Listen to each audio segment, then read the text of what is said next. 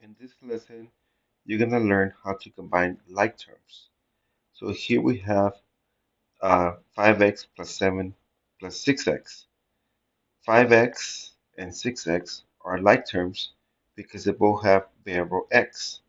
So when you combine those two, you're only going to add the coefficients, which are 5 and 6. So when you add 5 plus 6, it gives you 11x.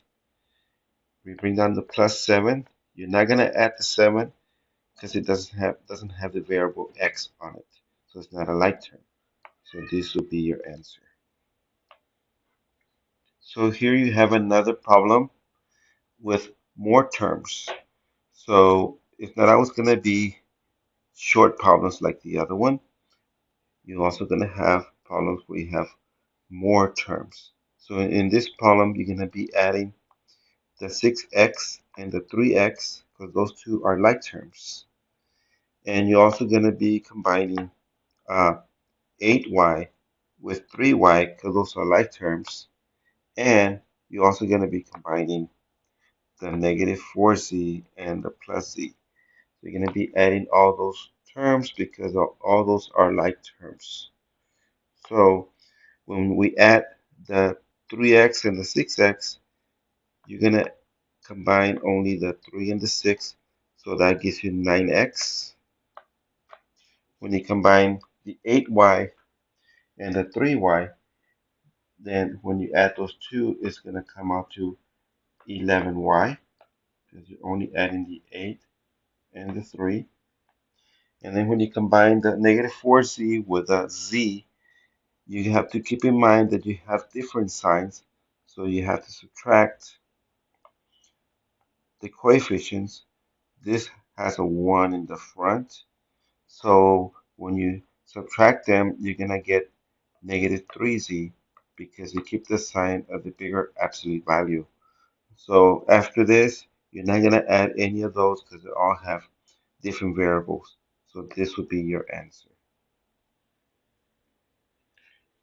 So now we're going to have another problem with terms that have x squares.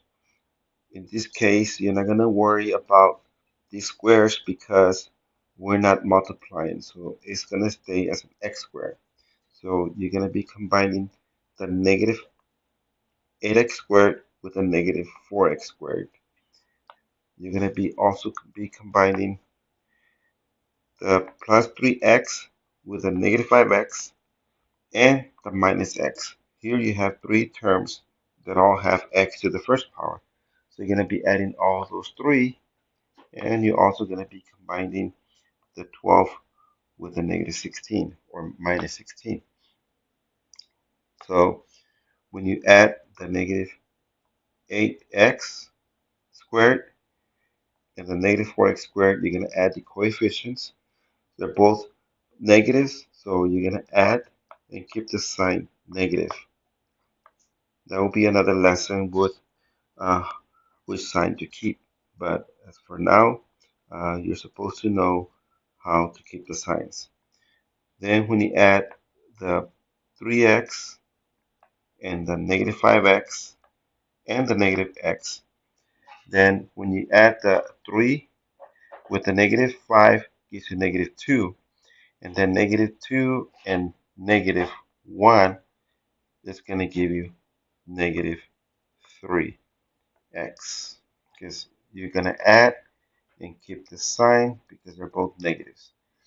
And then you're going to add the 12 and the negative 16, and it's going to give you a minus 4 because you're going to keep the sign of the bigger absolute value. In here, you're not going to add anything else because all the terms have different um, different variables. Please don't forget to like and subscribe.